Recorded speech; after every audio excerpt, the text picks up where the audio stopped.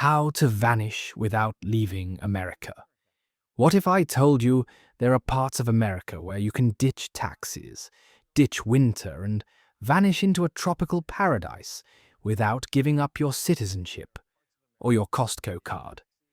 These aren't fantasy islands. They fly American flags, use the dollar, and couldn't care less about your 9 to 5.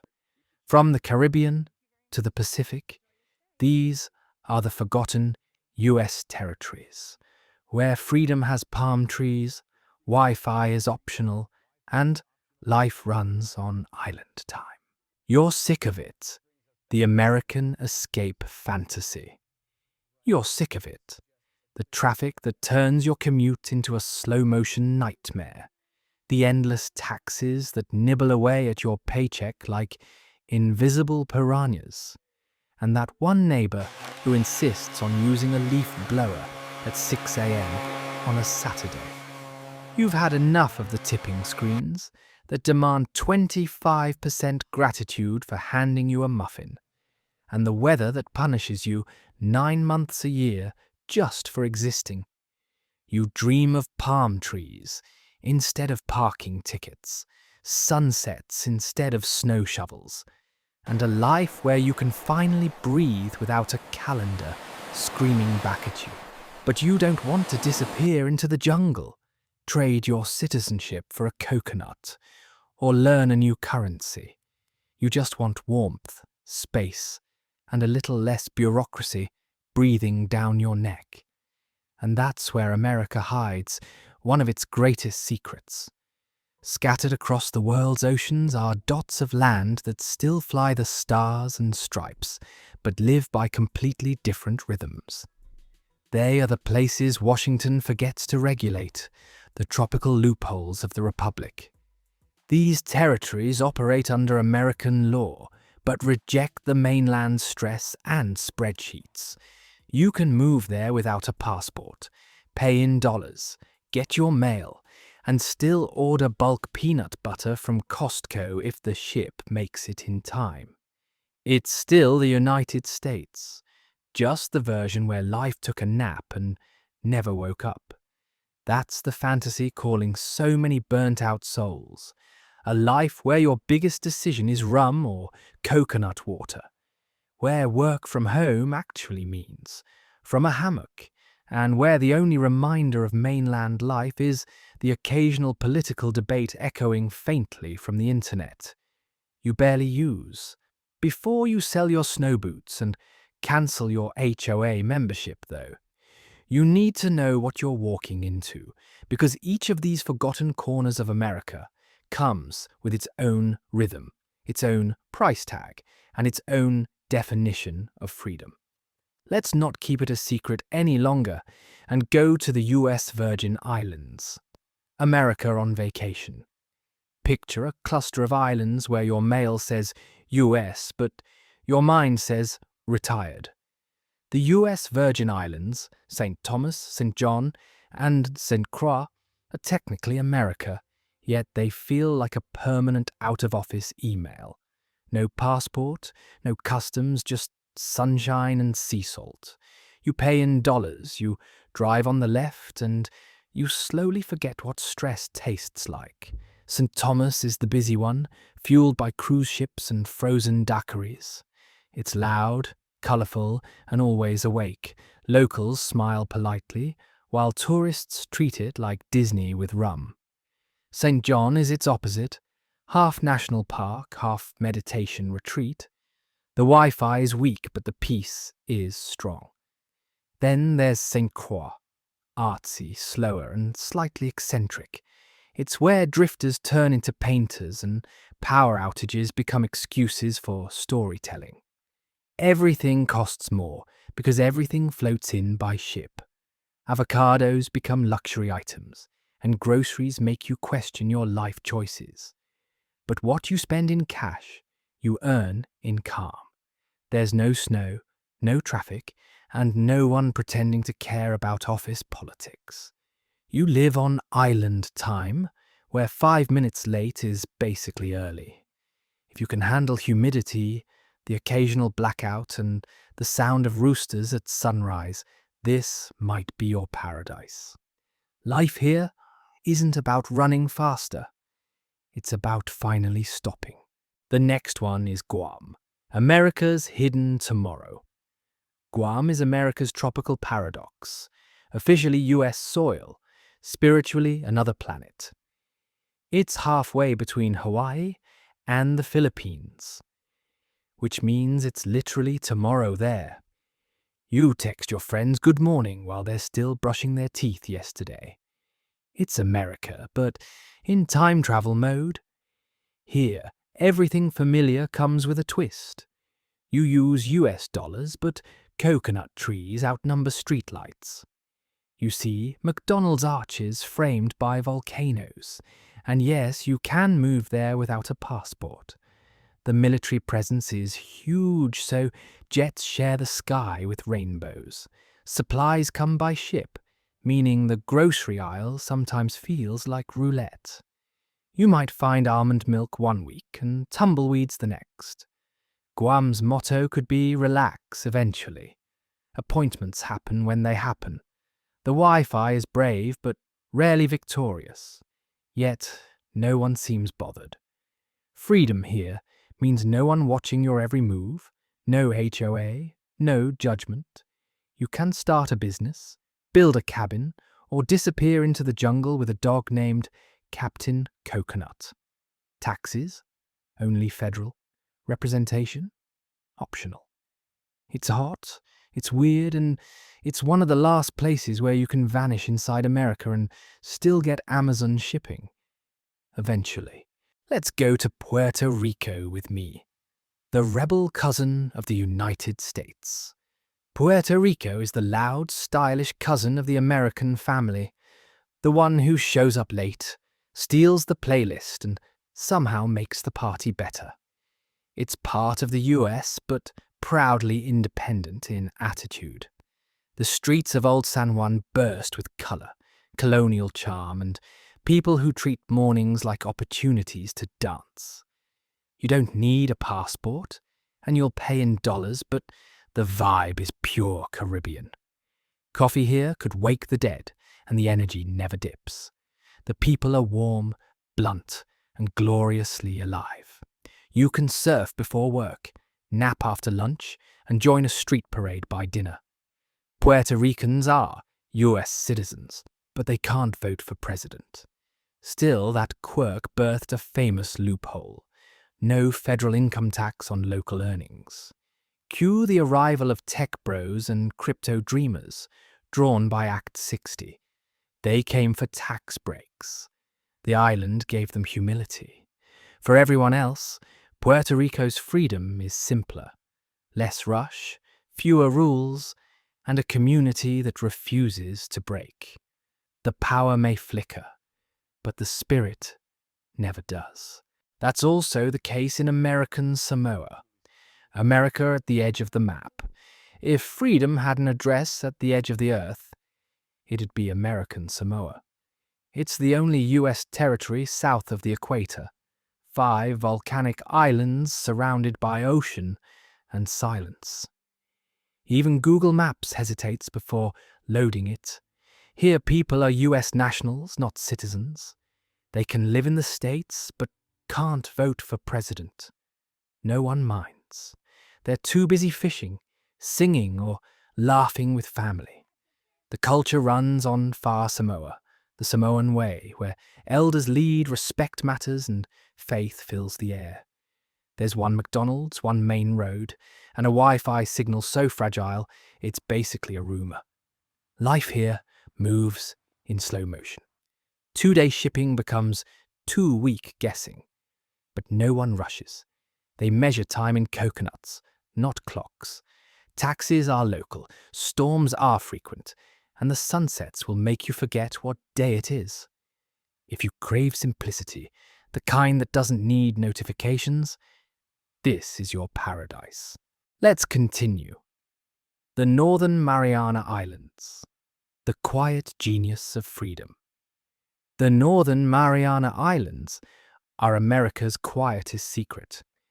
The kind of place you'd only find if you fell asleep on a map and woke up surrounded by turquoise water.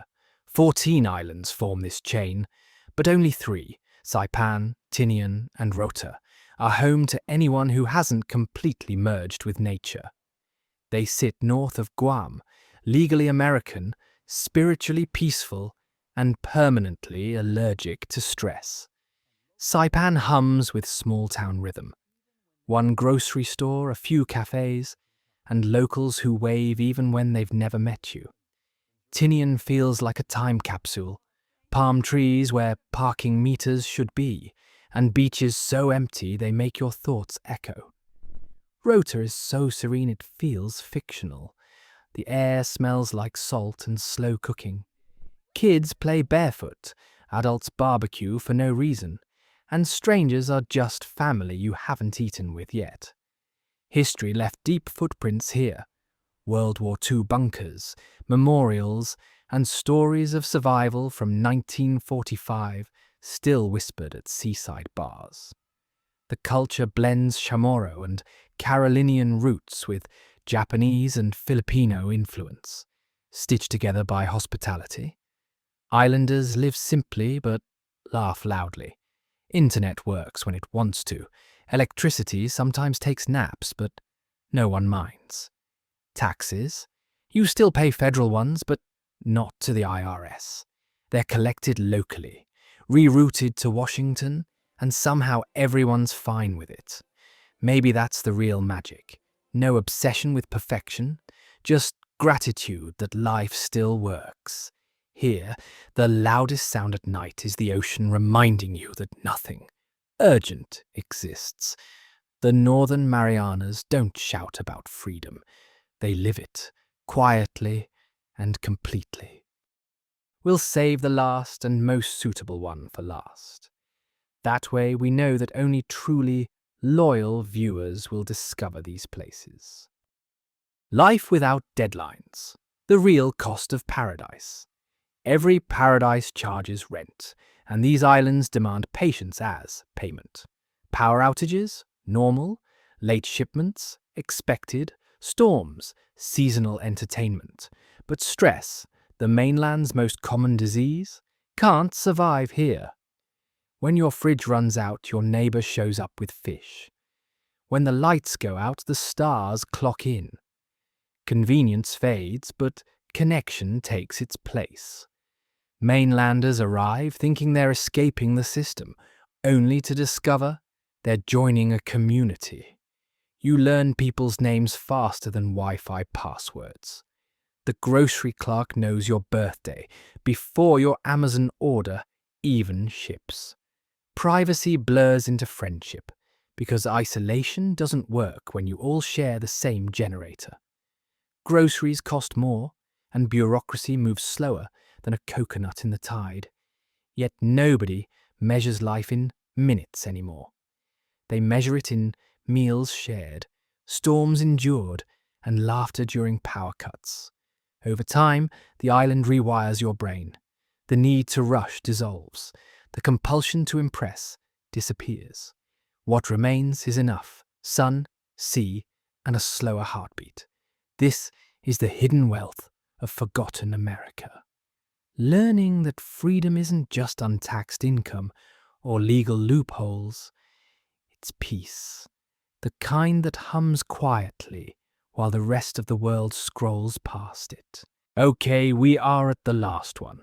American Samoa, the edge of the map. If the US Virgin Islands are America on vacation and Guam is America in the future, then American Samoa is America at the edge of the map. This is the last whisper of the United States before the Pacific swallows the horizon. 5 volcanic islands and 2 coral atolls floating south of the equator. Even Google Maps hesitates before zooming in. It's remote, stunning, and so slow you might forget what hurry feels like. Here, people aren't full US citizens, but US nationals, a bureaucratic grey zone that means they can live and work anywhere in the States, but can't vote for president unless they naturalize. Most don't care. Politics feels distant when your daily view is a mountain dripping with rainforest and a lagoon that looks photoshopped by the gods. The culture is built on Far Samoa, the Samoan way, where respect, faith, and family come before everything. Church choirs drown out smartphones. Elders are treated like libraries. Every greeting is heartfelt, every meal shared. There's one main road, one McDonald's, and maybe one flight per day. The internet exists, technically, but patience is the true bandwidth. 2-day shipping becomes 2-week guessing, and that's if the cargo plane cooperates. But you gain peace. No one's judging your clothes, career, or car, because everyone already knows who you are. Kids still play outside, neighbors wave. Life happens without a marketing strategy. Our taxes here are local, not handled by the IRS, which sounds liberating until you try to understand the paperwork. Still, no one moved here for spreadsheets. They came to measure time in coconuts and conversations.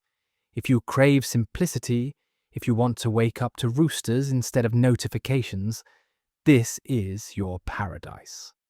American Samoa reminds you that freedom isn't fast or flashy. Sometimes it's a nap after lunch with the ocean humming approval in the background. Forgotten by Congress, remembered by freedom. Here's the paradox that makes these islands legendary. The less attention Congress pays them, the better they function. They're technically US soil, but they exist in legal twilight, regulated just enough to run, ignored enough to breathe. That neglect has turned into an accidental superpower. There's no endless stack of rules telling you what color to paint your fence. No zoning board arguing over where your shed ends and your dreams begin. Bureaucracy here fits on a napkin. You need a business license? Fill out one form and shake one hand. You need community? Step outside. Everyone's already on your porch. The mayors show up at neighborhood cookouts.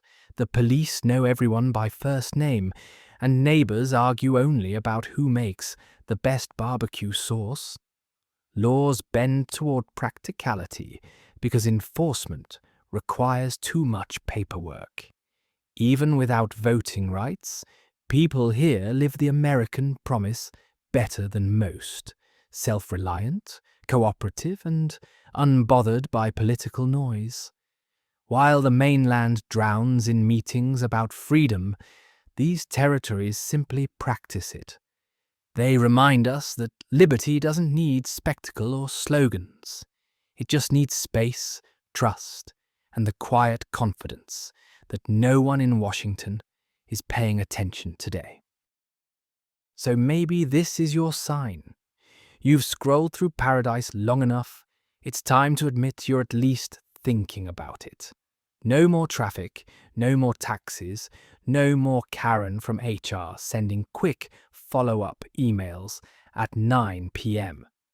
The United States still hides places where you can ditch winter, keep your citizenship, and legally tell your boss you're unavailable because the ferry sank and the Wi-Fi joined a witness protection program. The pros are obvious. Sunshine that feels medicinal. Neighbors who wave instead of honk. No commute. No snow shovels. No urgent memos about quarterly goals. You can own land, start a business, and technically still file your federal taxes while wearing flip-flops. On some islands, there's no state income tax at all. Just you, the ocean, and the comforting illusion that you've finally beaten the system. You'll eat fresher food, breathe cleaner air, and find out that time itself can stretch when there's no calendar yelling at you. But paradise comes with fine print.